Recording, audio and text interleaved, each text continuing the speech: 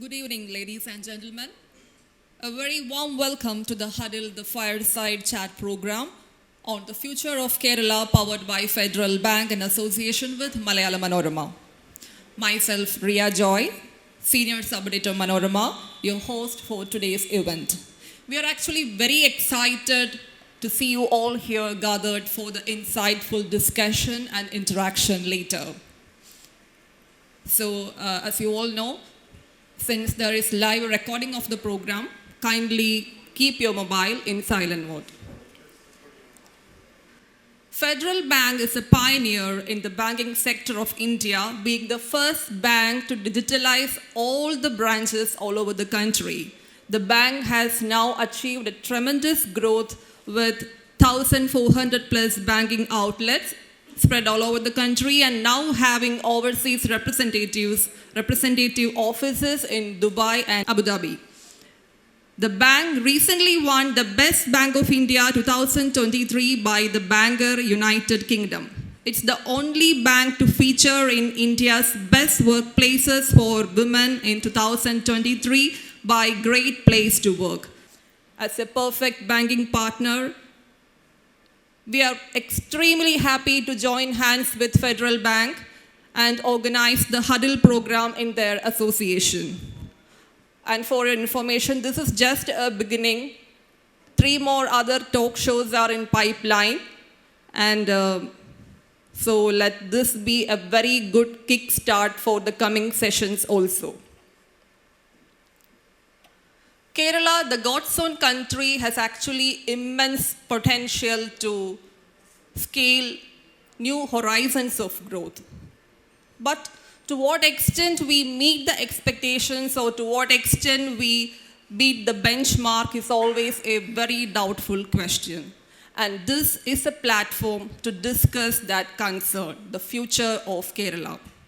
And we have with us 2 eminent personalities, Shri Balagopal Chandrasekhar, former chairman of Federal Bank, and Shri Mathews, chairman of IBS Software Services. Yeah, of course, 2 chairmen to chair the discussion, and the session will be moderated by Shri P. Kishore, the finance editor, Malayala Manorama. First of all, Chandrasekhar. He is an entrepreneur, author, and former civil servant. He retired recently as the chairman of the board of Federal Bank. He is also on the governing body of the Center for Management Development, Trivandrum, advisory board of Fourth Wave Foundation, and member in the advisory board of IIT Palakkad. And about Shri V.K. Mathews. Shri V.K. Mathews is the founder and executive chairman of the IBS Group, founded in 1997 with a vision to redefine the way of global travel, transportation, and logistics industries. Now IBS is a multinational corporation serving over 200 clients worldwide, employing over 3,000 professionals from 30 different nationalities and poised to be the #1 IT solution provider to the global air transportation industry. And about our moderator, Shri P. Kishore. He is the senior special business correspondent. He has won Commonwealth Press Union Harry Britton Fellowship. He has won Kerala Government Best Development Journalism Award twice and the Best Financial Journalist Award by Cochin Chamber of Commerce and Industry. Now, with all your permission, I cordially invite our dignitaries to be seated on the dais. Now I request Shri Kuriakos Konil, Senior Vice President and Ernakulam Zonal Head of Federal Bank, to give the welcome speech. Good evening, ladies and gentlemen. Let me begin by thanking all of you for taking out your time and to come and attend this event, and to our friends in Malayala Manorama for hosting all of us. The Huddle, as the name goes, is more than just an event. It's a platform where leaders, thinkers, and change makers converge to share their wisdom and insights. In today's rapidly evolving world, such interactions are not just beneficial, but essential for fostering growth and innovation. And the topic which has been chosen for the day is very relevant to us. The centerpiece of today's Huddle is a fireside chat featuring two visionary leaders, Mr. Balagopal Chandrasekhar and Mr. V.K. Mathews. The MC has already given a brief introduction of these luminaries, so I'm not venturing into it. We at Federal Bank has had the great privilege of having Balagopal sir at our helm of affairs, steering Federal Bank from a good bank to the most admired bank in the country. With his unassuming and down-to-earth nature, Bala sir, as we fondly call him, has earned a permanent place in the hearts of Federals across the country. I'm sure we'll be greatly benefiting from the pearls of wisdom that he will be sharing with us today. Sir, with much love and great honor, we welcome you to this event.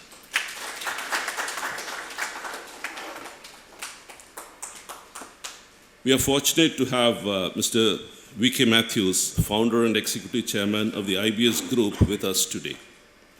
Our world has become a better place thanks to his vision, which has redefined global travel, transportation, and logistic industries. It's indeed a rare privilege that we get to listen to his words of wisdom. Mathews' family has a very close relationship with Federal Bank. His father, Sri K.P. Koruth, was one of the founding members of Federal Bank, along with our founder chairman, Sri K.P. Hormis. He and his brother, Sri V.K. Poli, had worked with the Federal Bank. So did his wife, Anila. They are all ex-Federals. Sir, on behalf of Federal Bank and all of us gathered here, I have great pleasure in welcoming you today. The moderator for today's fireside chat is a decorated journalist. You have heard his accolades. Sri Kishore, Senior Special Business Correspondent from Manorama. Kishore ji, we welcome you heartily to this function. We have with us Philip sir, editor of Malayala Manorama. Sir, hearty welcome, special welcome to you today. We have a very good number of our esteemed customers and beloved well-wishers who are kind enough to come here, accepting our humble invitation.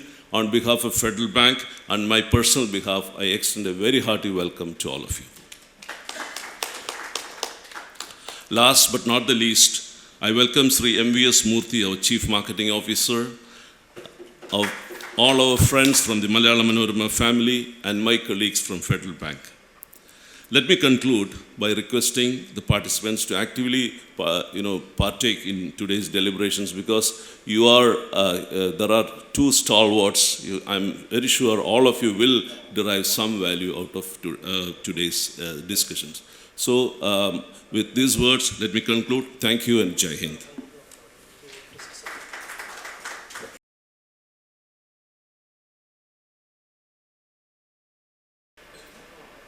A very good evening to you all. We have two titans of Kerala industry here. They are not only two titans of Kerala industry, they are the poster boys of Kerala industry. We can easily say that, because they are only preaching, talking about what they have practiced, what they have experienced, what they set out to do, set out to achieve something, and they achieved it and now talking about it. Very few people do that, and they both have become evangelists of Kerala industry also. That they are proven for themselves, and now they are talking to others, telling others that come here, you invest here, and you can be successful here too. They both belong to two different sectors, entirely different sectors. Mr. Bala sir is from the manufacturing industry, and of course VK is in the IT.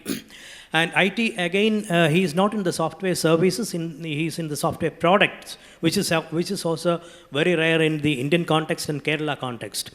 And Bala sir, he was in IAS, Indian Administrative Service, and if anyone wants to make money, he can easily do it sitting in the Indian Administrative Service. But he didn't do that. He chose not to do it.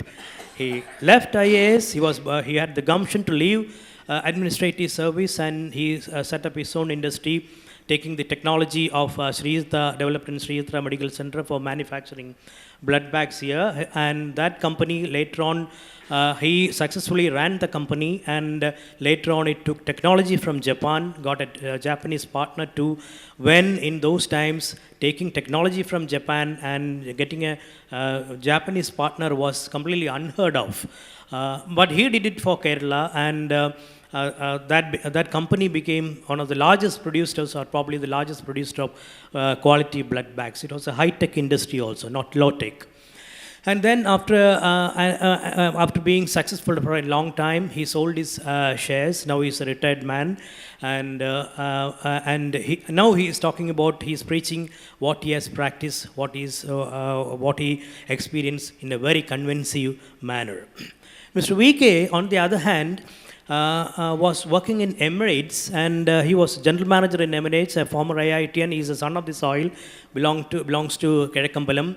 And he left Emirates in the mid-90s while Technopark was in its nascent stage, and he came to a glorified town with an unpronounceable name like Thiruvananthapuram and chose that place to set up his business, IBS. And at that time, he has told me how much he had the life savings from Emirates. I'm not revealing that amount. Let's just say that amount, his life savings from Emirates was close to $200,000 in today's exchange terms. So $200,000 at that time was a big amount, and he started with just 30 people in Technopark, and that 200,000 has now multiplied into $200 million revenue for IBS annually. So that is VK Mathews for you, from a less than $200,000 investment to annual earning of more than 200 million. That is VK Mathews for you. And now I leave the floor open to Bala sir. Please shoot the questions, sir. You are the interviewer, and Mr. VK is the interviewee. Thank you. Thank you, Kishore. And it's a pleasure to be here among old friends. I see Thambi and so many other familiar faces. Peacefully settled next to me. So first, I would like to start off by saying, I think this session is very important, being the first of a series of such conversations which are going to happen between people involved in business in Kerala and about doing business in Kerala. And I think it's long overdue, such conversations. And it gives me great pleasure that two of the tallest institutions in Kerala, Malayala Manorama and Federal Bank, have joined hands to do this. And it's very fitting that they both, being among the largest commercial enterprises and institutions, more than commercial enterprises, they have become institutions here in the state, and they are behind this. So it gives me great pleasure to participate in this session. And I remember also that Federal Bank's original logo showed a farmer that was within a gear wheel. So the bank was always about the small man, the small person, the small business person, the small farmer, and the MSME, the micro enterprises it was all about.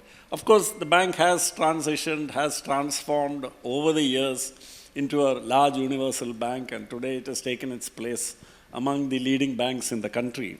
But I hope this spirit it does not lose, which is the affinity for the small accounts, because they are the real heartblood, the soul and the heart and soul of Kerala. So with those introductory remarks, let me just start off. I think I'm also glad that many of Federal Bank's clients are among us, among the audience here, who have taken, the support of the bank, and I'm sure it's a mutually beneficial relationship. And it'll be very interesting. I hope there is enough time during the Q&A to hear their views. And even if they don't get time to raise the questions here, I hope what we discuss today will give enough food for thought for kicking off what would be a very stimulating and positive conversation about the state. I'm particularly happy that my very dear friend VK is the first of the protagonists to participate in this series of conversations. I cannot think of anybody more appropriate than VK to do this for two reasons. It's not just because of his business success, which is now part of modern business history of not only Kerala but of India. And I need not dwell on that. But I think it is also the more important thing is, and I'm going to ask him about this later, but when he had a choice of any location to set up his venture, he chose to come to, as Kishore said, the place with the unpronounceable name, Thiruvananthapuram, and set up. He is not from there also, by the way. He is from Kizhakkambalam. But anyway, he decided to do that. So, it's very appropriate that this series of conversations, I have many interactions with VK. We agree on many subjects, we disagree on many subjects, but the conversations are always very stimulating, and we really look forward to that, and a deep bond of friendship has formed between us. The purpose of the conversations is actually not to dispense advice. Neither of us are presumptuous enough to think that we are in any position to give any of you advice. We should actually be listening to all of you. However, the purpose, I think, is to understand the business ecosystem in Kerala within the larger framework of the Indian business system. Because remember, this is a state within a larger entity, which is the Indian nation. And there are limitations to the kind of policy initiatives which can be drawn up and implemented in states. And that is itself one of these issues which is being increasingly interrogated these days, the whole concept of the federal polity. But our purpose in this conversation will be to examine how good a business climate does Kerala have. The general perception is that Kerala does not have a business-friendly ecosystem. That's the general perception. I think if you ask anywhere, not only within Kerala, if you ask outside Kerala, everybody will sort of smile. And, if you ask the question, does Kerala have a business-friendly ecosystem, everybody will smile, and then they will come up with answers. And some of those answers will be mocking answers. Some of them will be, humorous answers. But by and large, everybody will agree that this is not a great place to do business. But then there is a curious phenomenon of some remarkable business success stories in Kerala. People who started small, and it's regardless of the domain, whether it is manufacturing, whether it is tourism and hospitality, whether it is publishing, whether it is education field, whether it is science and technology, whether it is the trading field. In all these fields, there have been remarkable success stories. And it's very important also, I think, that we realize that success is not measured by how many unicorns have been produced, but success is measured by how prosperous is the business community. And that does not mean that if a business community does not have, say, some national level giants, it does not mean that there is no business happening in that state. So I think we need to change the whole perception about what kind of business ecosystem, what kind of businesses do we really need here. Can you tell us whether you faced any employee agitations and that kind of militant trade unionism in your company? So before I get into the questions, which I have several questions which I wanted to ask VK. So now that, Can I also ask you? Yeah, please, yeah. My uncle, father, he founded MRF from scratch. MRF now is the largest tire manufacturer, second in the world. Once, before he died, we were flying and he said, നമ്മുടെ state ട്രെയിനിൽ ഒരു താഴ്ന്ന പാകുറം ഒരു വല്ലാതെ മിസ്സുന്നു. It's dangerous. That's the perception of a person who has gained success. He started his tire factory is literally this car shed making toy balloon. Then coming from a person, Yeah. from of that stature, I value it a lot. Yeah, yeah.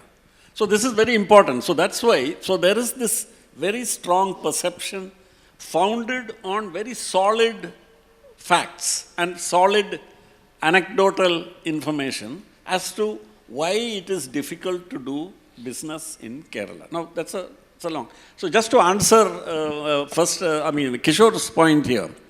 Kishore asked about whether I faced any labor issues. My factory had, at the time when I sold it, it had 1,200 skilled people working in the factory. I had 4 trade unions. And when I sold it, it was after about 24 years after starting my company. I sold it 24 on the 25th year. During these 24 years, we never had any industrial dispute which ended in stoppage of production. There were obviously many issues which ended up in conciliation discussions with the dispute resolution mechanism, which is the DLO office and all that. But that's what they are there for. And we found that they were doing their work quite well, actually. They were, it was something which really worked because we were able to resolve those disputes. So it was, to answer your question, it was not that we did not have any disputes. It's not that we did not have any disagreements. It was that those disputes and differences which arose from time to time were all resolved through discussion, sometimes after many, many rounds of discussions, but they did not end up in direct industrial action leading to the closure of the factory or even one shift of the factory's production being affected in 24 years. So that's my short answer. And the answer to Thambi's question is, observation is that that's the... No, it's so my response to that is what Kerala has to really work at overcoming, because there is a very real perception out there based on very strong, and no matter how many facts, etc., and can be marshaled and presented in seminars and all that, perception finally is what carries the day, and we need to work, and this is hopefully one of the first ways. So let me just start with my first question to VK, which is, and I think because in the answer to that probably we'll find some of the answers emerging, that when you had a choice of, you could have located, when you came back from Dubai, that you could have located your unit in Hyderabad and Bangalore and Chennai, and I'm sure all of them must have made great efforts you would have had so many contacts and all those. What made you choose Kerala? Again, thank you for inviting me for this session. Anyway, I'll straight away go to the question and the answer. In fact, when I was planning to establish, I'll give you a little bit of a background. Why did I start? I was doing very well as a very young executive in a very senior position in Emirates Airlines, and I was there I was one of the founding members. In the sense, I was junior, of course. When I joined the parent company, there was no Emirates. I joined them in 84. Emirates got started in 85 October. Because of my Air India experience, I was moved to Emirates. And I was with that company, great company, and I was in an expat package in 1997. When I leave that company, nobody would have, an Indian person from here would ever leave that kind of a job and come out. But I left that because I thought there was a need for the industry to have, to break away from the legacy of traditional technologies. And there were nobody to actually provide. And I was on the buying side. And on the selling side, there were 2 monopolies, IBM and Unisys. Nobody else had, and they were not willing to, because whatever that they had were cash cows. So I clearly found that there is an opportunity. And you're working outside and you're globally operating. And when you start something on the technology side, even during those days, It was very clear that we should take advantage of the India talent. And that was becoming very, very clear. India had the talent and you should use the India talent. So starting something in India was a given. And naturally, the first stop is Bangalore. So I came to Bangalore, I was in Chennai, I was in Pune, and I was in Hyderabad. And I gave advance to a premise in Bangalore, understandably. And that's how it was. And then, when I came to Chennai, my cousin was in IIT Chennai. He came as a visiting professor from US, and he was teaching there. So Leda and I, my wife and I, visited him when I was in Chennai and went to the campus, stayed with them. And he said, before you finalize, you should go to Techno Park in Trivandrum and meet Vijay Raghavan. He was the CEO there. So I said, I don't have time, I have to go back to Dubai. But he said, you must do it. Every place, Bangalore and Chennai and L Park and all kinds of park, these are all vertical buildings. I came to Trivandrum, met Vijay Raghavan, met the chief minister at that point in time. I came to Techno Park, it had just 2 buildings. E.K. Nayanar. He was there. So I met him, I went to the chief minister. He was very encouraging. He did not know what he was encouraging me, but he was very encouraging nevertheless. And when I looked at what I am going to do, all of my customers are going to be from outside. They will never be buying from me without seeing my infrastructure. So when I looked at Technopark, 100 acres of land, absolutely green. There was one building, Nila, that was available at that point in time. From the 5th floor, over the expanse of the greenery, I can see Arabian Sea on the one side. Huge balconies. Of course, it was an industrial building which we had to convert. Because of that, that is, I'm going to have Swiss and European and other clients, and you can only have the non-people to come because they're betting on me, not the company never existed. So I took a decision that this is going to be the place, at least more appealing. Because you remember at that time, Bombay or Bangalore, they were all not in the greatest of shapes, when you have the people from outside coming. And I must say that the words were so encouraging from Sri E.K. Nayanar at that point in time. He was one of the persons behind Technopark. He went and saw HP factory in US. And he found the factories were very clean. It was not untidy. Everybody has white shirts. And he asked Vijay Raghavan at that point in time, can we have something like that in our place? And that is how, with KP Nambiyar's support, is how Technopark got formed.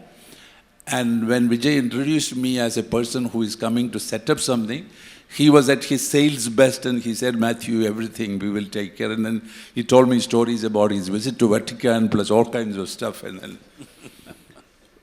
I maintained a close relationship with him until he passed away.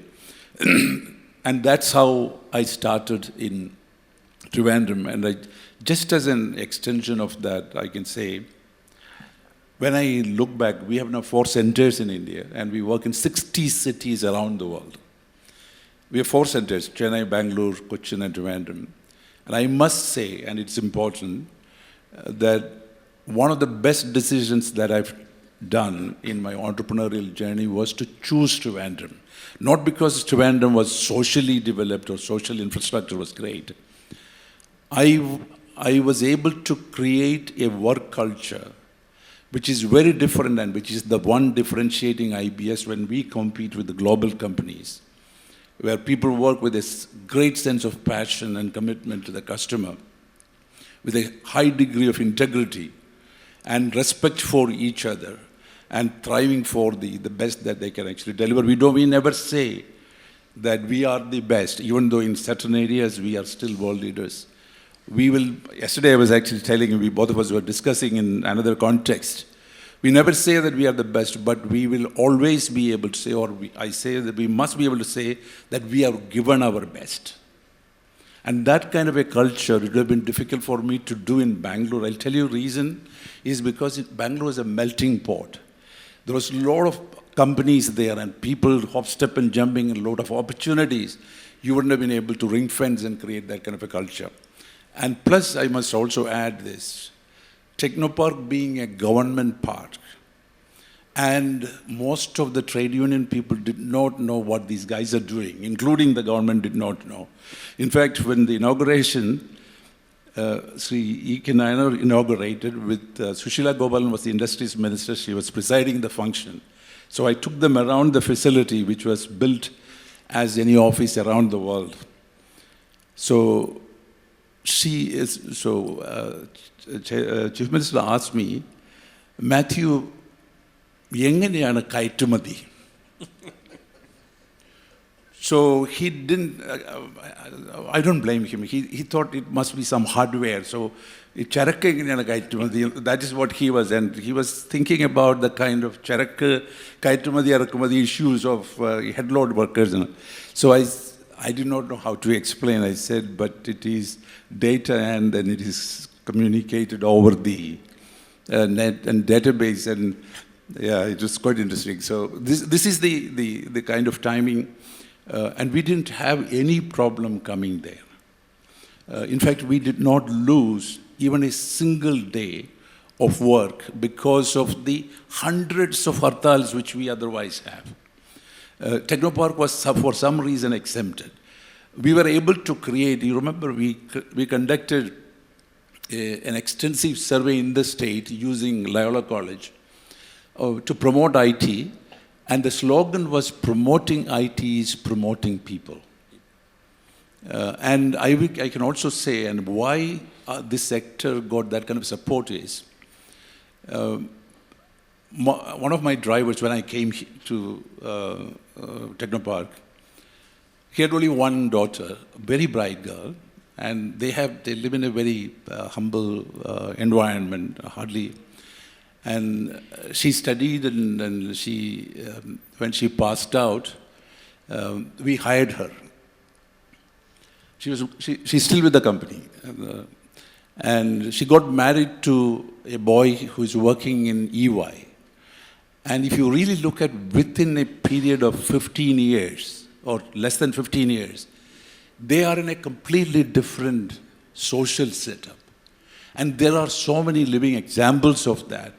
And if you really look at more than 50% of the people come from Malayalam medium schools in the state. More than 50%. And 27%, I know this surveys, we conducted the survey using Malayala College. 27% of the kids come, the employees come from daily wage earners' house. Daily wage earners, you won't believe this. So with all of this, the state supports IT. And so we didn't have any problems is a fact. So, yeah. Thank you, BK. Yeah. So in this, I just thought that my experience setting up a very small startup based on know-how which I got from a national lab, the Sri Chitra Tirunal Institute. It was an untried technology for a product which nobody really understood. Even KSIDC didn't understand, and we had a very difficult time explaining what was this product, blood bags, what are blood bags used for, etc.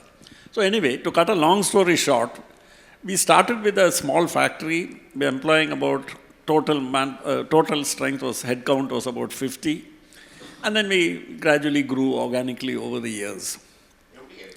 This is outside, just outside Trivandrum in the neighboring panchayat called Vilappil Panchayat. Vilappil Shala evideyana. Vilappil Shala is better known for a Chavara Samskarana Kendram which does not work. So, in fact, when we asked in Trivandrum, more people were aware of the dysfunctional garbage treatment plant rather than the fact that the biggest blood bag plant in the world was also located in Vilappil Panchayat. Nobody knew that. So, I just want to repeat this. His was in the IT sector, which was treated as a priority by government, with a certain amount of resources given in terms of trying to set up good facilities like technoparks, etc. Mine is from the polar opposite, is from the brick and mortars manufacturing sector. It was started as a small enterprise, and today it is I would call it still an SME with about 400-500 crores turnover and about 1,200 to 1,400 people. The story, but the human side of the story is very much the same, and that's very interesting. That is, the kind of people we needed for our factory were people who had to be able to learn very fast. Because if I say that they had to be skilled, those skills were unknown in the country at that time. Because biomedical device manufacturing, we were the first in the country. It was a pioneering unit. Only Chitra Tirunal Institute scientists knew what was required, what was GMP, the expansion of GMP, that it means good manufacturing practice. I think only a few of us, and even the drugs control department did not know that. So we started off in an environment where very few people knew what we were doing. What was interesting was the speed with which our people were able to learn.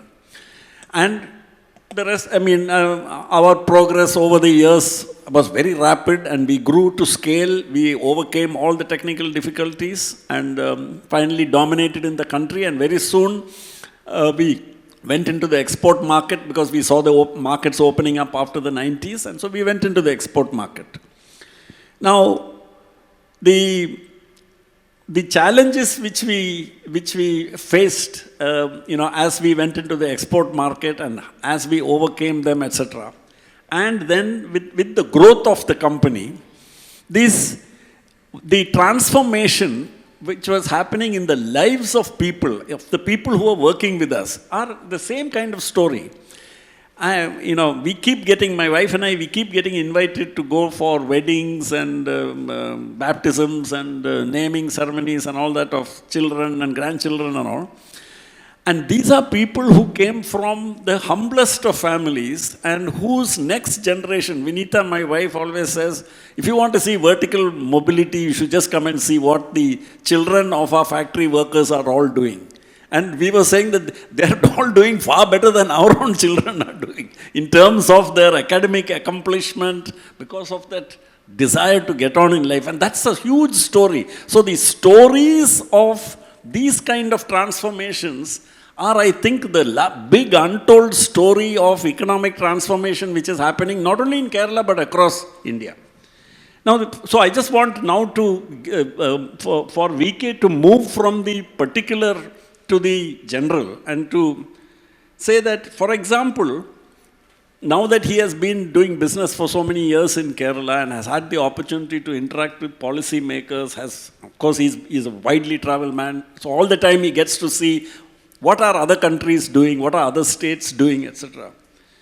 What, in your view, VK, are the factors that continue to inhibit business and industry in Kerala?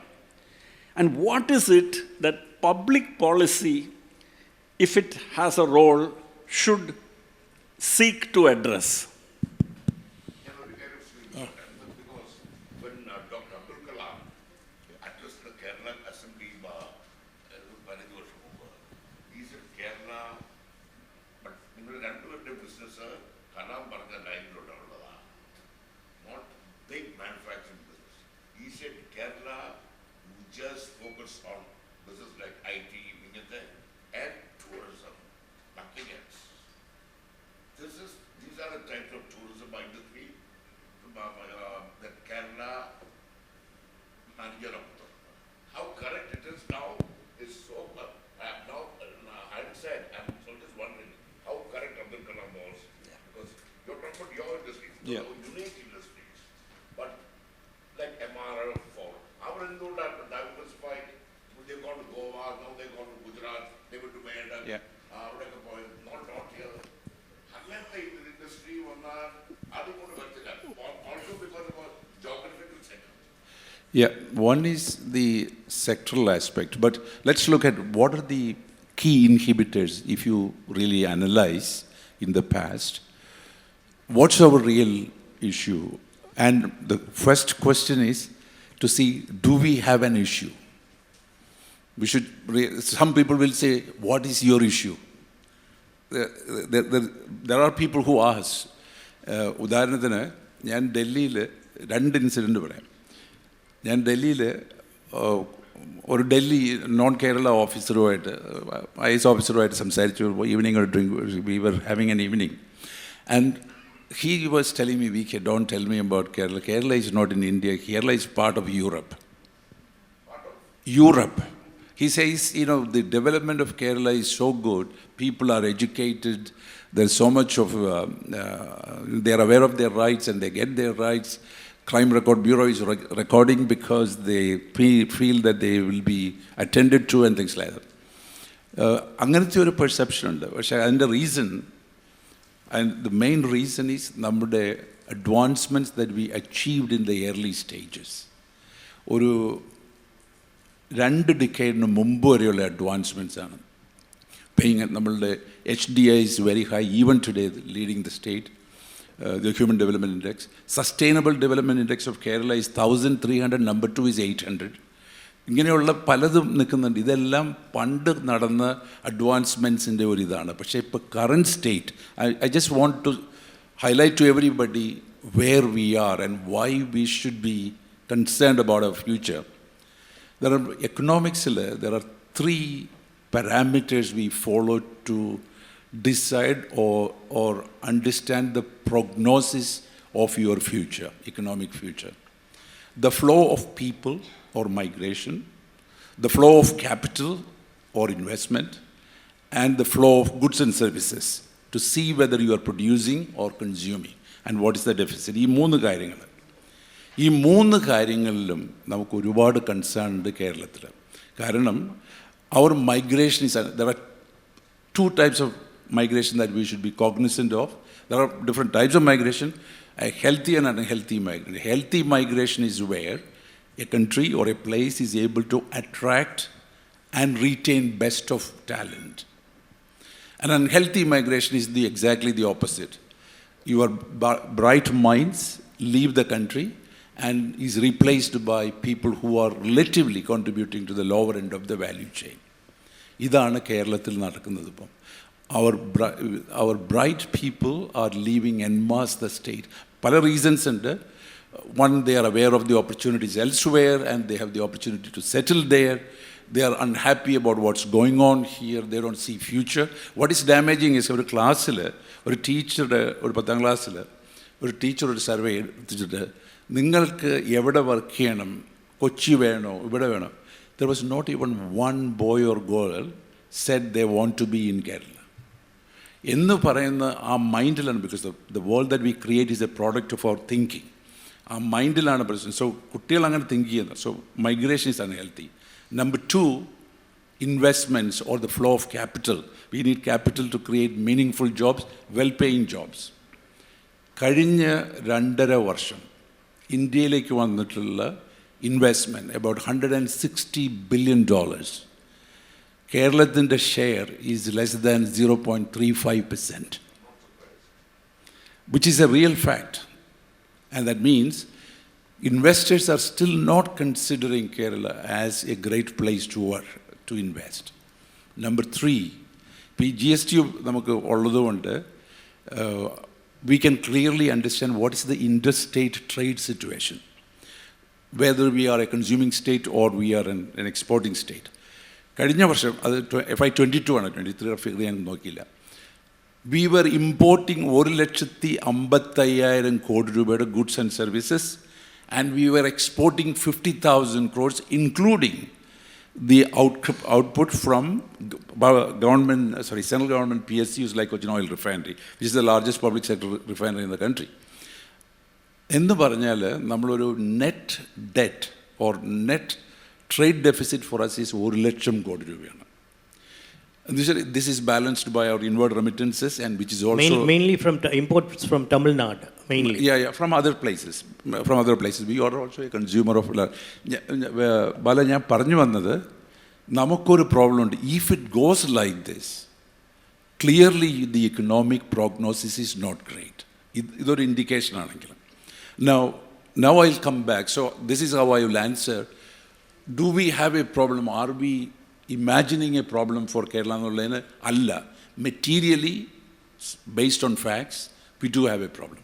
Now, how do we, and will this turn will be reversed if a different government is in power? I don't believe, or different parties in power? I don't believe so, because this was happening over several governments, interchanging governments. Now, what is our real issue from a business point of view? Number one, നമ്മളൊരു pro-investor, pro-enterprise mindset ഉള്ള ഒരു state അല്ല നമ്മൾ. ഇവിടെ ഒരു enterprise നടത്തി ജയിക്കുന്നവനെ നമ്മൾ പൂവിട്ട് പൂജിക്കണം. Because it is so difficult. Anybody who has done, it's very difficult, because just look at that. From the village to panchayat to ward to municipality to, nobody is incentivized, motivated to support an entrepreneur. What is his motivation? ഞാൻ പറയാം, ഒരു motivation ഉള്ളിടത്ത് it will be entirely different. Land registration department, the kind of service you get in a land registration department, ഭൂമി മേടിക്കാൻ പോയി കഴിഞ്ഞാൽ, they will work till midnight to make your things work, because they have an incentive. That incentive is not government incentive, that incentive is an institutionalized, accepted incentive. No, what I'm trying to say is they have no incentive. So as a result of which, we are doing this. That's number one. Number two, കേരളത്തിൻ്റെ ഒരു പ്രത്യേകതയാണ്, വേറൊരു സ്ഥലത്ത് ഞാൻ കണ്ടിട്ടില്ല അത്. നമുക്കൊരു ഭയങ്കര PSU മൈൻഡ് സെറ്റാണ്. We have a public sector mindset. We believe that if it is in public sector, we own it. We only own liabilities. The net worth of our PSUs, loss-making 140 plus PSUs, is 1,10,000 കോടി. എന്ന് വെച്ചിട്ടുണ്ടെങ്കിൽ negative, അതിൻ്റെ ക്യാപിറ്റലും പോയതിനു ശേഷമാണ് ഈ minus വരുന്നത്. And still, KSCB, we pay 2,000 crores every year. KSRTC, we pay another 2,000 crores every year. This will be continuing to lose. And central government has actually brought in an ordinance that, private parties can power distribute. അതിന് മാത്രം 140 പേരും അസംബ്ലിയിൽ ഒരു resolution പാസ്സാക്കി against ആയിട്ട്. In other words, even public, ഇപ്പോൾ നമ്മളൊരു survey ചെയ്ത് കഴിഞ്ഞാൽ KSRTC അല്ലെങ്കിൽ KCB ഒന്ന് പ്രൈവറ്റൈസ് ചെയ്യാമെന്ന് ചോദിച്ചു കഴിഞ്ഞാൽ 80% of Keralites would say no, in spite of all of these problems. So that's another mindset. There is a little bit of contradiction here. You are talking, what you are saying is entirely in contradiction to what Bala has been preaching for some time. So let's hear it from him, whether you agree with him or not. He's talking about all the negatives about No, I know. Yeah. But let VK just finish up. So, ഒന്ന് നമുക്ക് കേരളത്തിനൊരു problem ഉണ്ട്. എന്തൊക്കെയാണ് ആ problems ഉള്ളത്? ഒന്ന്, ആ ഒരു mind set. ഞാൻ ഈ മൈൻഡ് സെറ്റിനെ കുറിച്ച് പറയാൻ കാരണം, നമ്മൾ ക്രിയേറ്റ് ചെയ്യുന്ന എല്ലാം നമ്മുടെ മൈൻഡിൻ്റെ ഒരു തിങ്കിങ്ങിൻ്റെ ഒരു ഔട്ട്പുട്ടാണല്ലോ. The world that we created, അല്ലേ? അത് ചേഞ്ച് ചെയ്യണമെങ്കിൽ നമ്മുടെ mind set has to change. Now, there are many issues. Thampi പറഞ്ഞതിനോട് ഐ വുഡ് എഗ്രി, ബിക്കോസ് ഞാനൊരു കേരളത്തിലെ one of the persons you may be interviewing in, I told him about the Kitex incident. I was about to say, so, why did he go to Telangana? Kitex incident. I was talking about Kitex to another investor. ഒരു വലിയൊരു കേരളത്തിലുള്ള ഒരു, I don't want to take his name. പുള്ളി എന്നോട് ചോദിച്ചത്, സാബു അല്ലാതെ കേരളത്തിൽ ഇപ്പോൾ ഒരു 8,000 ആളുകളെ എംപ്ലോയ് ചെയ്യുന്ന ഒരു സംഗതി തുടങ്ങും. This is what he has. It's a Malayali running a huge business outside. Yeah. So, there are certain, we do have some difficulties there. I will only say, what is it that the government should do? You are asking about what is that government should do. 4 സജഷനാണ് എനിക്കുള്ളത്. There are only 4 suggestions that we should focus. ഒന്ന്, അതൊരു policy കൊണ്ട് മാറുന്ന ഒരു സംഗതിയാണ്. Policy കൊണ്ട് കുറച്ച് മാറ്റാം. All our efforts should be to support to create profitable enterprises and which produce well-paying jobs. നമ്മുടെ എല്ലാ സാമ്പത്തിക പ്രോബ്ലത്തിൻ്റെയും കാരണം, we don't have profitable enterprises and well-paying jobs. അതാണ് കറക്റ്റ് ടാക്സ് പ്രൊഡ്യൂസ് ചെയ്യുക.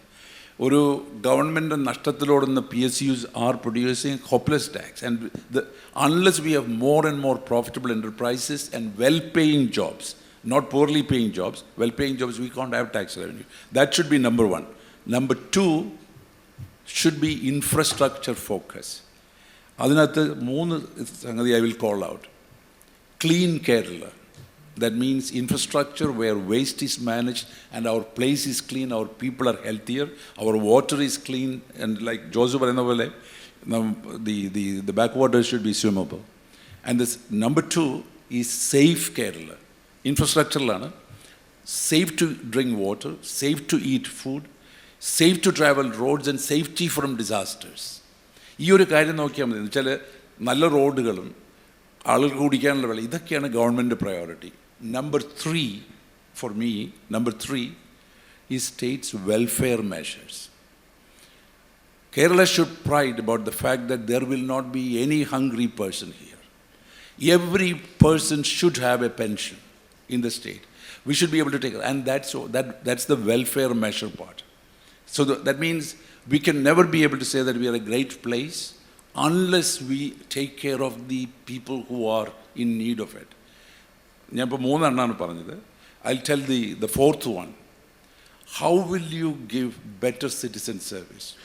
I will just point to one thing. Passport service by TCS. If you have gone ever to a TCS office, a passport office, you will think that you are in a different country altogether. Because and you should compare that with how it was before. Pandati or passport office. In other words, in America, Panda government owned, government operated, government owned and contractor operated, or the private operated. So if we can do that, that means government owns all the rules, everything, but according to the rules, interpretation of that, giving approvals, first time, ongoing, all of it, you should be able. The enterprising people of Kerala and the enterprising people of India is India's wealth, not the governments, not anything else. So if you can have more and more of those, then I think we should be in a better position. Okay. Thank you.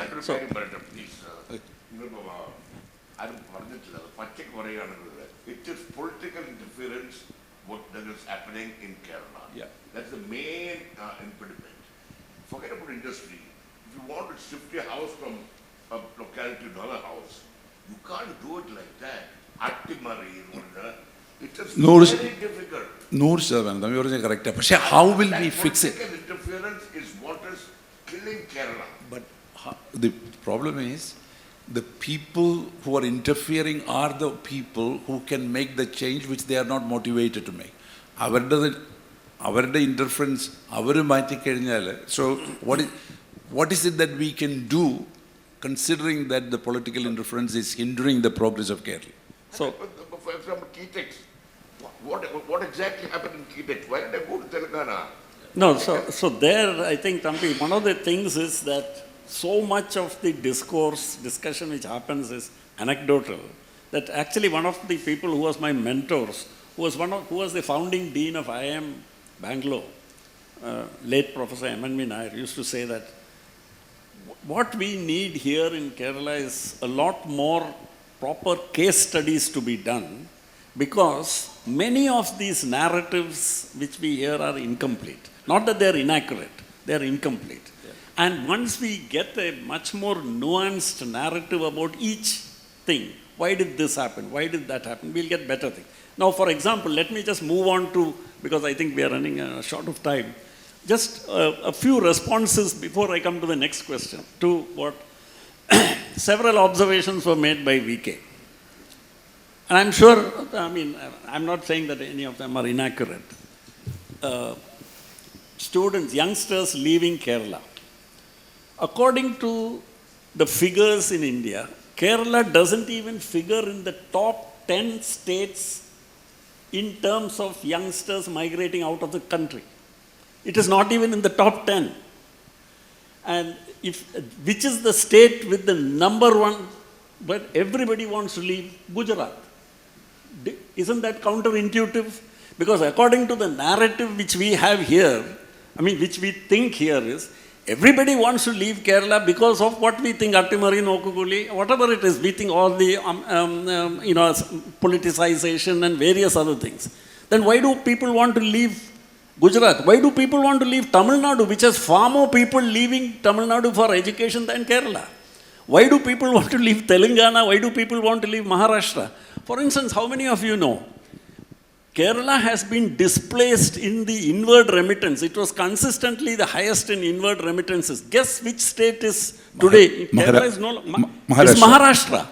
Maharashtra, the number one industrialized state in India, has the highest remittances coming in from people working outside that state. That's because the Gulf reduction. So my point here is that's one set of facts. Then the other is what prompted me to write my fourth book. I wrote a book called Below the Radar. And the book was about the rise of a modern manufacturing sector in Kerala. Unnoticed by anybody, including academia, including many people in the Center for Development Studies, very capable economists, did not know that all these industries had come. And for example, how many people here in this room know that which is the biggest hardware electronics exporter, and I'm not counting the completely knocked down assembly jobs which Wistron and all that do, which is a caricature of manufacturing. That's not manufacturing. Which is the biggest electronics hardware exporter from India? It's a company in Kakanad called SFO Technologies, which is India's biggest manufacturer of in vitro diagnostic test kits. It's a company called Agape Diagnostics in Pattimattam, which is Asia's largest maker of dental prosthetics and implants. It's Dent Care in Muvattupuzha, which is, of course, the world's largest maker of blood bag systems. It is a small company called Terumo Penpal in Thiruvananthapuram, in Vilappil, Punjab. They are all doing very well. I don't know. No, and in fact, all these companies, I profiled them, and they started small. He's the Manorama person who's there now. So these companies started small, established themselves, grew organically, and many of them, for example, I haven't even mentioned the most outstanding success story, which is Synthite. So, where, for example, what has actually happened in Kerala? So I feel we should not, I don't feel that the discourse will end up in saying, otherwise it becomes anecdotal and it becomes whataboutery. What about this, what about that? No, not to make it anecdotal, let me ask a question to both of you. Both of you are homegrown companies. You started, you are Malayali, you started, that's a homegrown company. This is IBS is homegrown company. How come big MNCs are not coming here, even in IT? We have a little bit of Oracle at Random, and we have a little bit of IBM in Kochi. Beyond that, the bigger the MNC is in IT are not coming to Kerala. They are going to Hyderabad or Bangalore. Even the bigger manufacturing industries from the other parts of India not setting foot in Kerala. So this is a question to both of you. No, multinational companies are there in Kerala, except that they don't have big expansions in Kerala. And there are multiple reasons. Of course, perception of Kerala, what really happens is when somebody is, if an IBM is not, or a Google, they will, what's their references? They will go to their mission. Their mission has profiled all the states and all the issues and all the places, and they will say these are the places to go and these are not the places to go. So there will be an initial advice itself, and Kerala will not figure well in that. But there are also other factors which are actual factors. The social infrastructure that's required, the social infrastructure of, say, Bangalore or Chennai or Hyderabad or Bombay, is not the same as what Trivandrum has. So there are those factors. But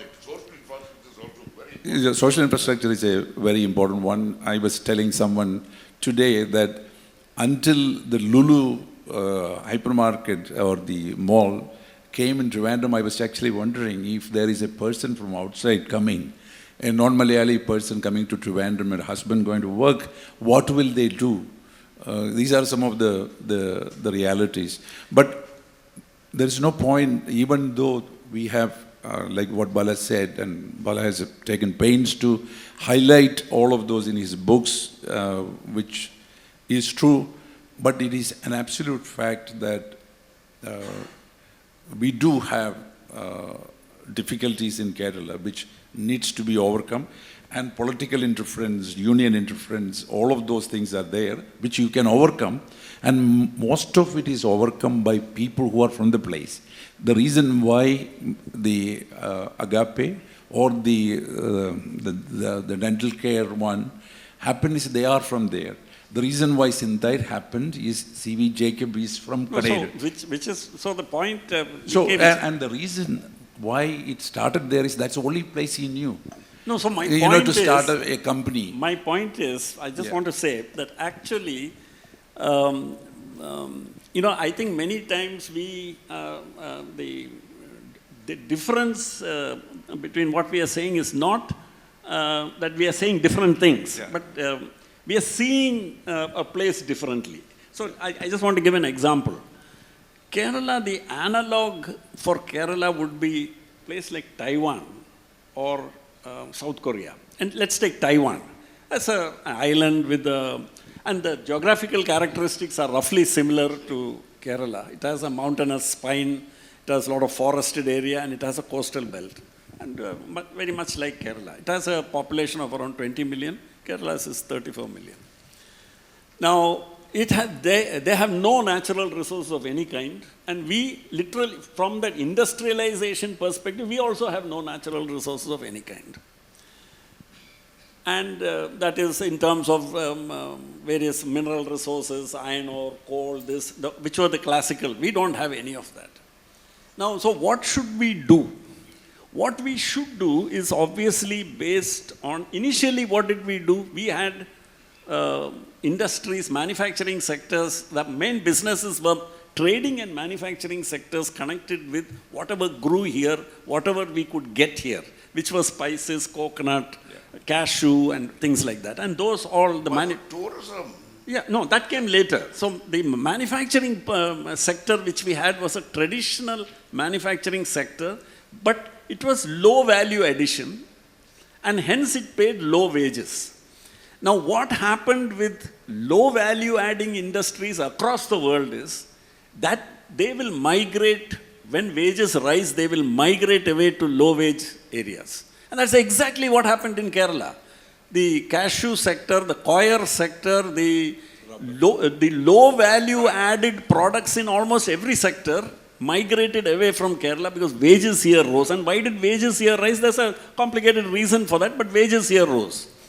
Now, my point is, these industries which I am studying, plus your sector, the IT sector, as Thambi pointed out, and other sectors which are coming in, are sectors which require and demand higher order skills, and they will have to be paid better also.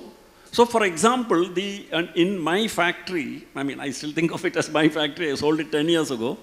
In that factory, the median wage is, cost to company will be about 30 to 40,000 rupees a month, at least 50,000 rupees a month for a person with 10 years experience. Now, not one person in that factory is from Jharkhand or West Bengal or anything. Not because of, let's say, anything against people from Jharkhand and West Bengal or anything, but the kind of people which you needed, the kind of trainability which you needed, etc., you were getting here locally. So we had that. And if you go to many of these other value-added, high-tech manufacturers, you find that, for instance, these 50 companies which I am studying, we find that they all are doing high value-adding businesses, high-margin businesses, tremendously profitable, and they are competitive nationally, and some of them are even highly competitive and are even global leaders, like Synthite. In certain segments, Synthite has a global market share of 30%.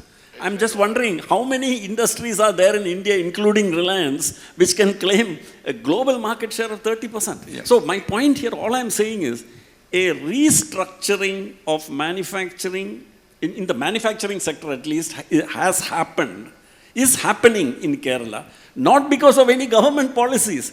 This is a natural response of the entrepreneur. I am not giving any marks here for any government policy which has enabled it.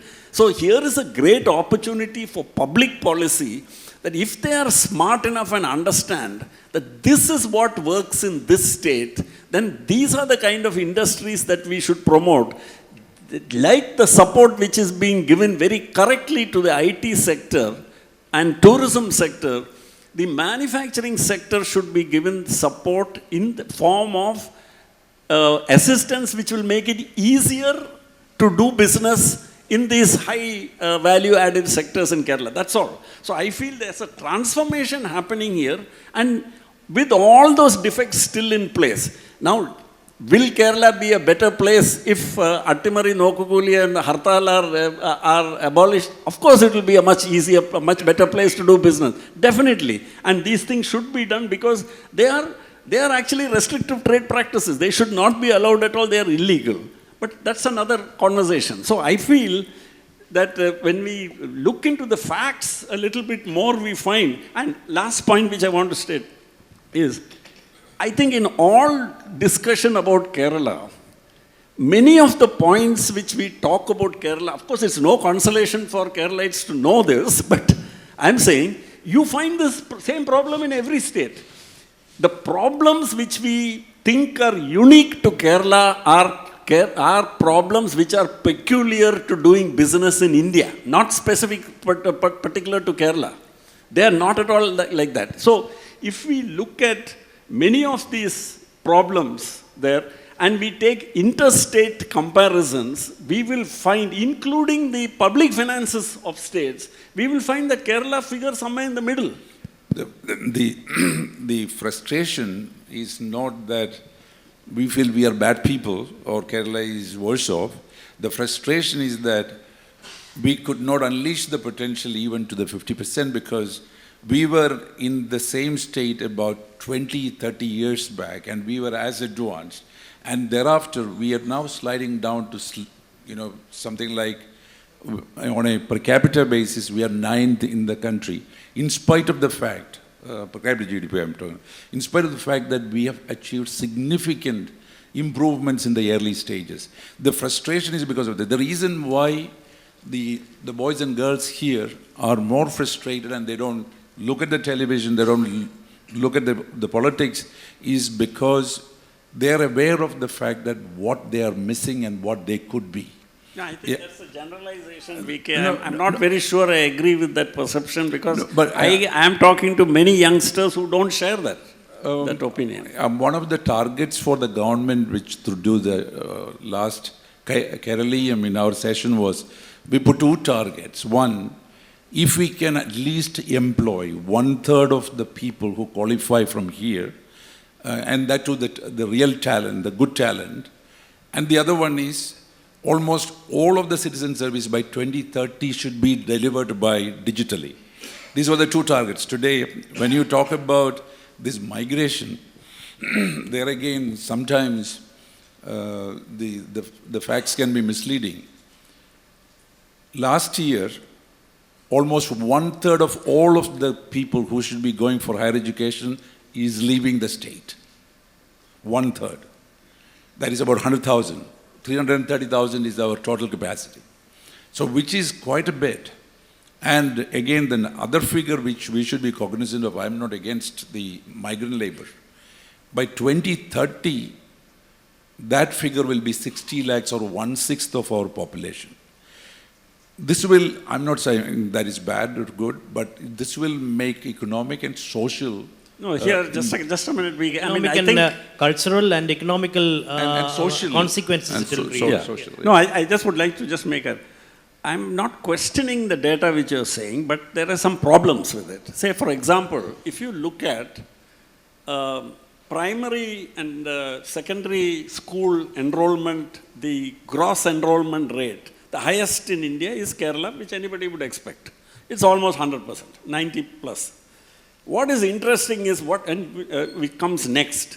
The gross enrollment rate of those who finish school and go into higher education, the second highest, the highest is Tamil Nadu with 49%, it has slipped a little bit. Second is Kerala with 47 or 46%. And the rest of India is way behind. Way behind. That's not the point. The point is, how many people are qualifying from class 10? How many are qualifying class 12? What I'm saying is, from class 12, we normally will be able to have about 330,000 students going for higher education. I mean, college, university education. Out of the 330, 100,000 going outside the country means 1/3 of the people, instead of coming to the colleges here, they're going outside for studies. Not for studies, honestly. They're going there to, in the pretext of study, to pick up probably a job. And this is what I was actually saying. And that is what, two things I was proposing. How will we, if we have to be retaining talent, which is an important, and attracting talent, what is it that we should do? We have to create well-paying jobs in the state. That's the only way. Anything else, you cannot stop them by holding them back. And how do we create well-paying jobs? That means very successful private enterprises. And how do you create very successful private enterprises? We need capital. Of course, all of our stories are inspiring stories. But we are still not able to move the needle. We need to have more and bigger successful companies. And when we try to bring them, you and me try our best to motivate companies to come here, their single biggest problem is, they will say, if I have to have a compound wall constructed, the only person that you are yet to call is the Prime Minister. So you do, and the difficulty is not that it is not insurmountable, or a person like you and me from here, we may be able to overcome. But that would be seen as life is too short for a lot of people to waste on it. Now, this is perception, but according to me, Bala, it is still a reality, is the reason why we don't even, value manufacturing, 80,000 or 5,000 people or manufacturing setup Keralathil varanayittu, people will still be reluctant. Geographical location also. Geographical May not. not suitable for such big factories. Yeah, that's true. For big polluting on the varan value manufacturing if you take the economy of Germany, or if you take the economy of South Korea, Japan, and many of those places, about 70% of employment and about 50 to 60% of gross value added happens in small and medium enterprises. So my point is, why are we fixated on that? That is, the seal of Kerala's economic development is only if large enterprises come here. I say no. The fact whether Kerala is suitable for industrial enterprise or not is validated by the success of a company like mine, like Synthite, like the 50 other companies that I studied, and the 50 or 100 other companies I haven't yet studied. And this is only in manufacturing. I have only taken manufacturing success stories. And I could write a book about it. But actually, I have a question to both of you. I'm sorry to interrupt like this. I'm surprised you missed out on one main issue. Our bureaucracy is terrible. We had an incident which we faced, and we were absolutely right. When we had to go to the chief secretary, chief secretary called the panchayat people and called them, you rascals. Angana parandu. I'm telling you, the bureaucracy is really So, Thambi sir, that brings a question to leadership. We have come a long way from the poverty of 70s and 80s. Now we are facing the alpha generation. They are the ones who are living. I mean, alpha generation means those who are born in this century and they grew up with internet and smartphones. So that generation is leaving Kerala in droves. So leadership also concerns bureaucracy. It is not only political leadership, but bureaucratic leadership also. So what kind of changes are required in leadership, political, bureaucratic, and other leadership? It's a question to both of you. And this in spite of the fact that CM, right from his first term, said, Oro Faidum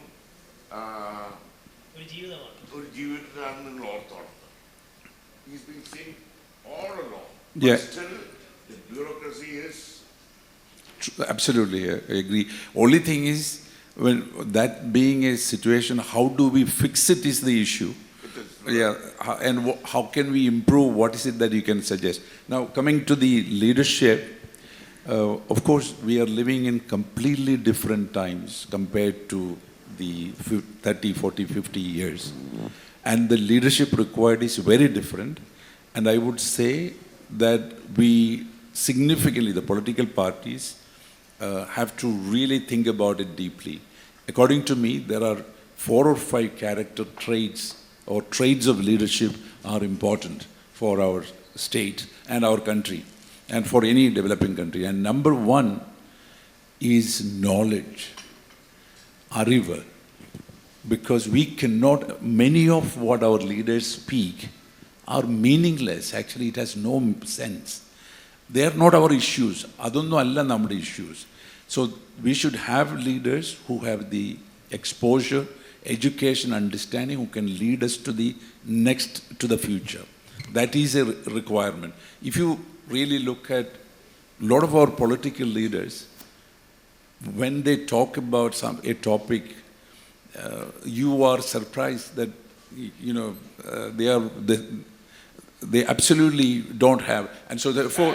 They think once they have occupied the chair, they are full of knowledge. Yeah, exactly. So that's one. Number 2, according to me, the capability. One is awareness. The other one is the capability to execute programs and to know what their job is. So many of our people, they don't even know why they are a minister. What is their job? It's not just inauguration and foundation stone. It's not all the job that they have or the Jada and Ingula. No, in fact, and the third piece, and very relevant for our state, is the financial awareness and discipline. We have only limited means. We only have so much and no more. And a minister should know what his means are and in which buckets he should spend it.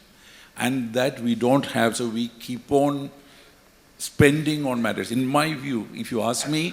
We've been writing, all along we've been writing about this. In my view, government should do less and not more. Government should do actually less. They should not do, if possible, don't do anything. Collect the money, tax money, and spend on welfare measures and infrastructure, and law and order and education, such things. Baki, let people work and produce outcome, and then you collect the...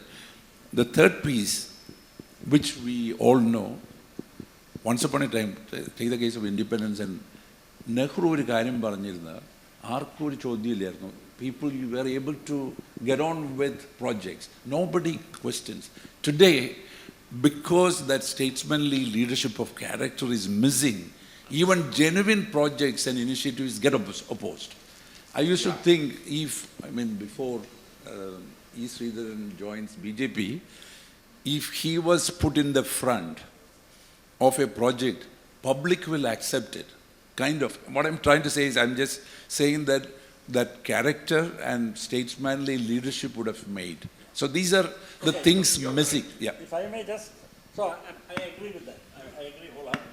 In fact, one of the things which a subject very close to VK's heart is transportation, and the central importance of transportation in the growth and development of any region or state or country. In China, they have a saying that if you want to develop a village, build a road. It's an old Chinese saying.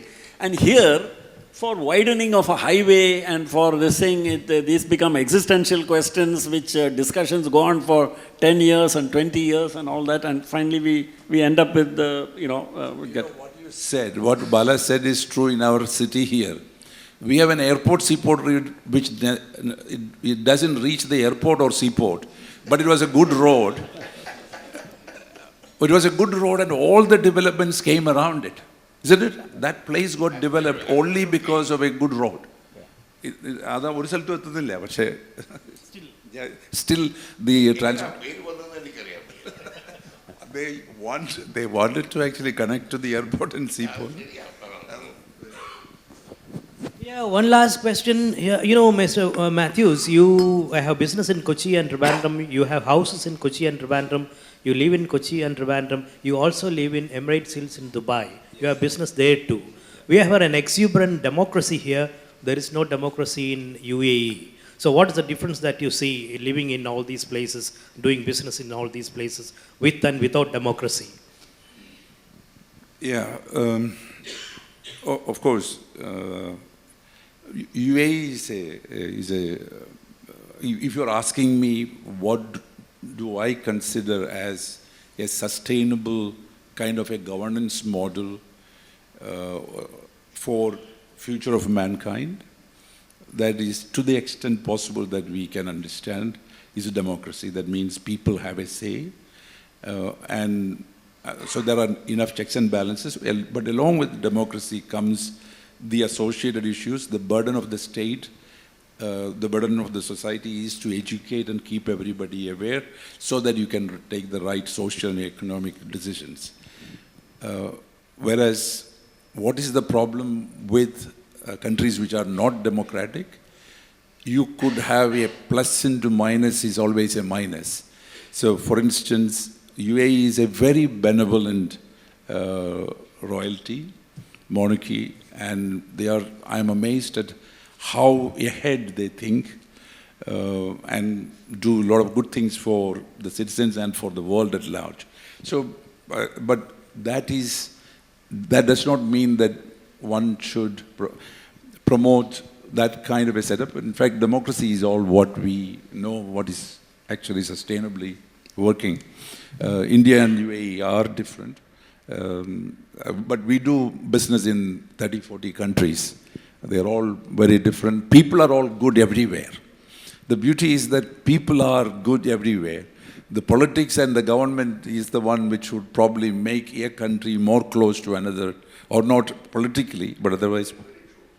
And that's why the subject of economics was earlier called political economy, because you cannot discuss economic subjects, economic outcomes, economic performance without the political and social framework within which it is embedded. I just want to leave with, my observations for today, because I think we're coming to the end of this, with a couple of observations. See, I'm going to say conclusion, but I just want to set the thing. See, there is a perception that Kerala is regressing. Kerala is not progressing. That's not borne out by the figures. Okay, let's just look at this. In around 2010, when remittances were, as a share of gross state domestic product, were at their highest, it was about 25% of the gross state domestic product of Kerala. This was in 2010. Today, the remittances as a share of gross state domestic product is reported to be below 15% and falling. Now comes the interesting bit. Remittances haven't fallen. Remittances in absolute terms is still growing. So, yes, it is still growing, because Federal Bank is one of the biggest sources of remittance coming in. There's no sign of it actually declining till last year. Now, so what does that mean? Simple arithmetic. If the remittance as a share of gross state domestic product is dropping, but remittances are not dropping, it means gross state domestic product is growing faster than remittances. Now that's a fact, it's borne out. Today, Kerala's economy is 11.3 or last year, 11.3 or 11.4 lakh crores. Roughly it works out to, if conversion, whatever. 136 billion. 136 billion dollars. Okay, now comes an interesting thing. In this state where industry is not supposed to have developed, in 1990, manufacturing accounted, when cashew sector, coir sector, the traditional manufacturing sectors were still dominant, manufacturing as a share of gross state domestic product was 10%, according to Kerala State Planning Board figures. Today, manufacturing as a share of gross state domestic product is variously estimated 12%, 13%, but let us say 10% for argument's sake. Let us say it is 10%. In 1990, gross state domestic product was $35 billion. 10% of that is $3.5 billion. Today, gross state domestic product is $135 billion. 10% of it is $13.5 billion. What was a manufacturing sector of $3.5 billion, even allowing for the foreign currency, the exchange rate fluctuations, etc., has grown by 5 times in this interim period. How can we say manufacturing industry has not grown in this country, in this state? And the evidence is there in terms of all these companies which I have listed. When they started out in 1990, most of them were in 1990s, they were with the investment of 5 lakh, 10 lakh, their balance sheet size must have been 50 lakhs or 1 crore. Gross block must have been that much. Today, they are 300 crores, 400 crores, 500 crores. So we say no industrial investment is happening in Kerala. How does industry grow? It reinvests the money it makes. How did my company have, which started with a balance sheet size of 1 crore, today has a balance sheet size of 400 crores? How come? Where does that magic happen? The money gets reinvested. Bala, that's what I was saying. Our difficulty and our predicament is that we are still $2,500 per capita income for the state of Kerala.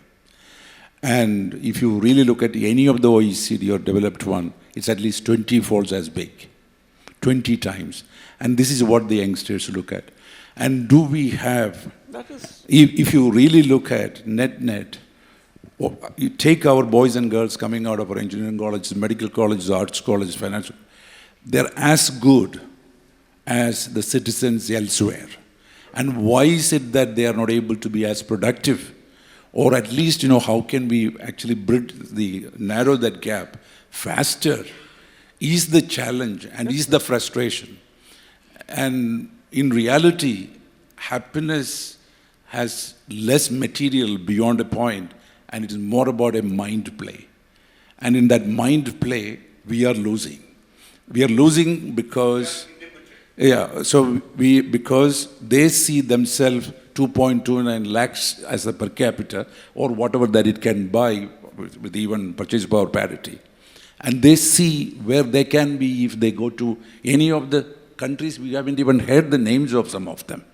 They're going everywhere, all of the places. And how can we leapfrog with all of the benefits that we have in terms of talent that we have, plus the digitization that we are able to achieve, how we are able to get there. And this is what people should think. In my view, our politicians should think. They all work, actually the political parties, they have only 2 objectives. Both are electoral, either to stay in power or come back to power. Everything is electoral. And now, can they have better methods of electoral approaches which will meet their objectives but also help unleash the potential? Because these boys and girls are in a leash. We are unable to unleash it. Some more within I get it. I just want very quick response to that again is, see, some of these problems are not peculiar to Kerala. That, I agree, it is no consolation, but it's very important. See, it's like, I think it was Indira Gandhi who famously supposed to have said, some Malayalam speechilana parayunna, adondu Indira Gandhi chalappam paranju kanathilla angane. Azhimadi oru aagola pratibhasamana, she is supposed to have said. I am saying, migration oru aagola pratibhasamana. This, every country in the world has had migration. China, today, which is the powerhouse of the world. Chinese, if in any country there was any nationality which was there in larger numbers seeking admission into the colleges and schools, it was China. Okay? Now that number is dwindling because there are opportunities opening up in China, and there's many of them who have gone to the West are coming back to China. Now, this reverse migration is also going to happen in India as opportunities come up. Things may not be happening as fast as in this country and in this state as we may wish. But I am saying that the data does not show regression, Data shows progress, and actually this per capita GDP which you mentioned, one figure on that. Why I feel there is an error there and it is misleading is, if you look at per capita consumption expenditure, Kerala is number one by a mile. Yeah. How come? Absolutely. How can we spend money we don't have? Because it is coming from outside. No, even then, even if it is Invisible. remittances, it has to come into a bank account. So my point here is, here is a state which is not supposed to have a very, somewhere middling, number 9 or number 10 in per capita GDP, but per capita consumption expenditure, it is number 1 in every category of consumption, which is ultimately for the economists, the yardstick of measure of standard of living, quality of life, everything is your consumption. Actually, What do you consume? Bala, GDP is computed as the sigma of consumption. So That's one method of doing it. yeah, that's how they compute. So consumption is, the difficulty is, considering to all of this, what is our real difficulty? It's all of this discussion is because we are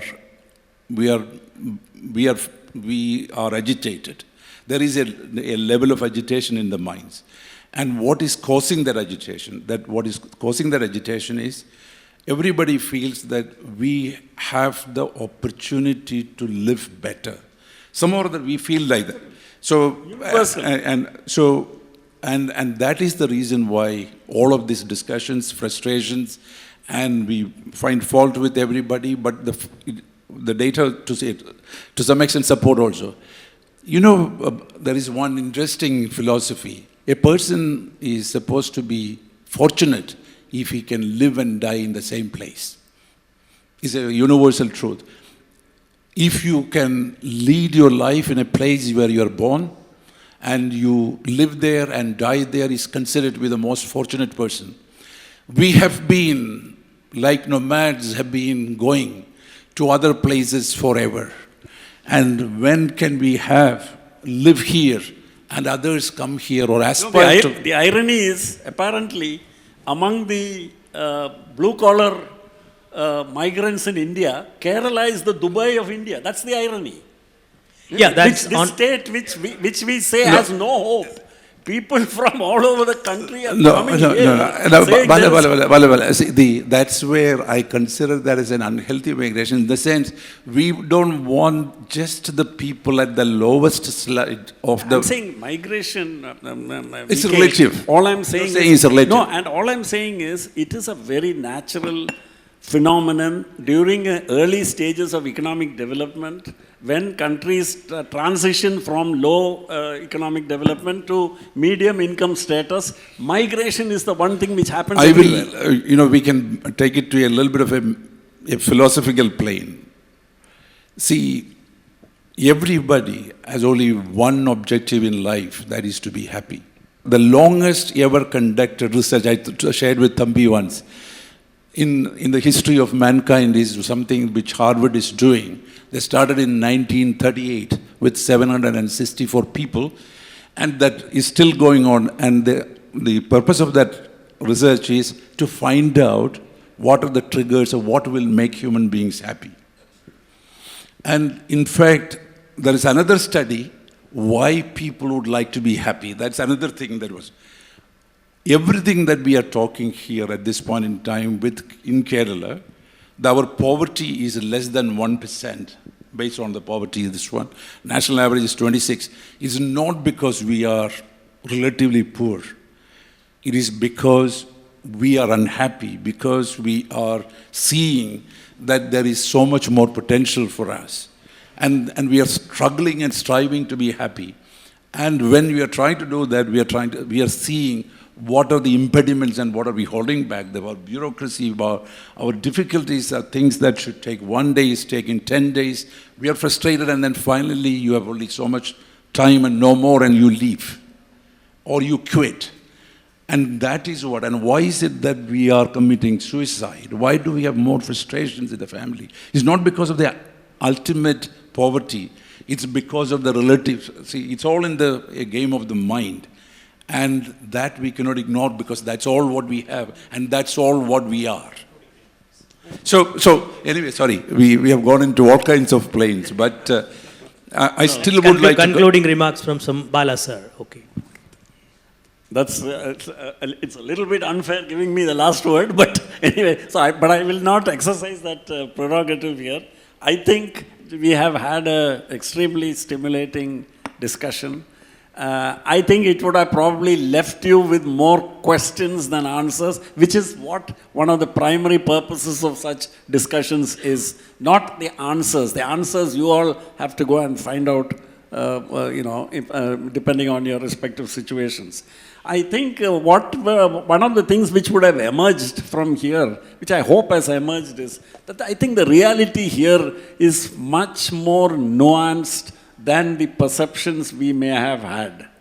That many of the ideas which we have about this state, and even the criticisms which we have about this state, are coming from a good source. We are frustrated because we feel here is a state which is capable of accomplishing so much more than any other state in India, and why are we not doing it?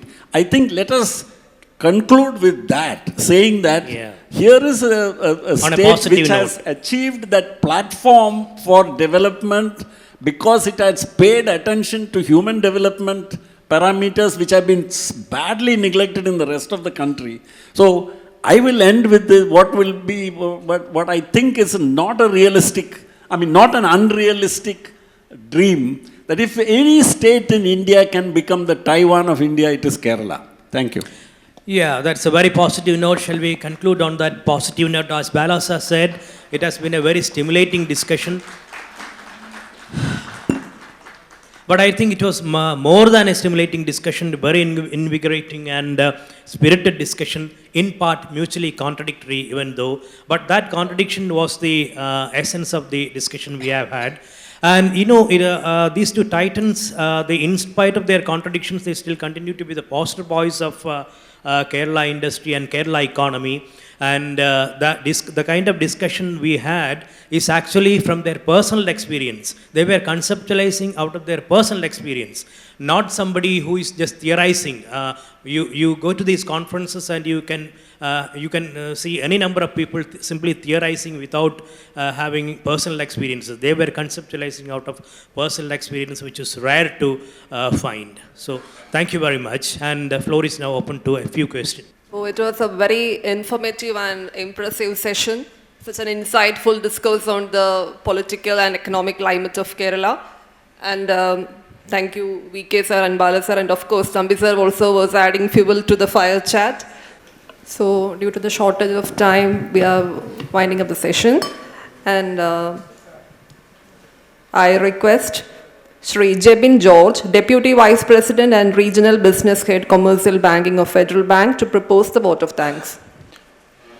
Ladies and gentlemen, we just witnessed the experience and wisdom shared by two eminent personalities.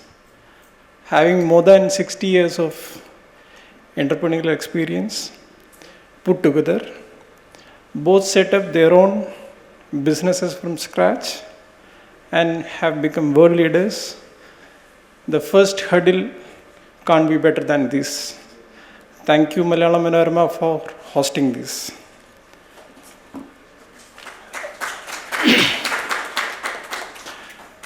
I stand before you with immense gratitude and a heart full of appreciation as we come to the close of this enlightening session, the Huddle, featuring the insightful dialogue between Mr. Balagopal Chandrasekhar and Mr. VK Mathews, ably moderated by Mr. P. Kishore.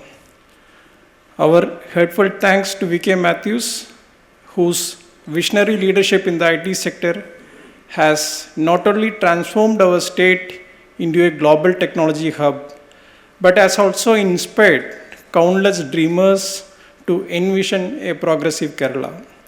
His relentless pursuit of innovation and sustainable growth continues to shape the landscape of our future. Thank you, sir, for your inspirational insights, which I am sure will help our customers present over here in their journey towards achieving their dream. Bala sir, we Federals know that you are a powerhouse of inspiration and motivation, and we have experienced it over the last few years, whether it be through your interactions with fellow Federals, reading your updates in LinkedIn, or getting to know about your impactful contributions in various spheres, including business and public service. This evening, we again got to get a glimpse of your wisdom, the path that you travel, guidance to the future, and many more. Thank you on behalf of Federal family and everyone present over here for giving us a wonderful evening. So this evening, we are very fortunate to have Mr. P. Kishore, Senior Special Correspondent Business, to moderate the huddle. Your insightful questions and adept moderation have truly elevated the quality of our discourse. Thank you, Mr. P. Kishore and Malayala Manorama, for coming together to show paths on the future of Kerala. We are also honored to have the distinguished presence of our invited customers from Federal Bank, who represent the spirit of dreamers and visionaries. We know that some of you have already fulfilled your dreams. Some are in the process of doing it. Some have just planted seeds to achieve greater heights. Federal Bank is deeply indebted to you all for making us also a part of your success story. Thank you, each one of you, for taking time out of your busy day and present for the event on time and for your active interactions. Thanks to fellow Federals, Ernakulam Zonal Office team led by Kuriakus sir, marketing team led by MES sir, host of the event, Ms. Riyad Joy, Senior Sub-Editor Malayala Manorama, for the successful conduct of this event. As we conclude this event, let us carry with us the knowledge gained, the connections made, and the inspiration received. Whether it was through thought-provoking discussions or meaningful interactions, each one of you has played a part in making this event a success. Together, let's carry forward the wisdom shared today to collectively work towards a brighter and prosperous future for Kerala. Thank you.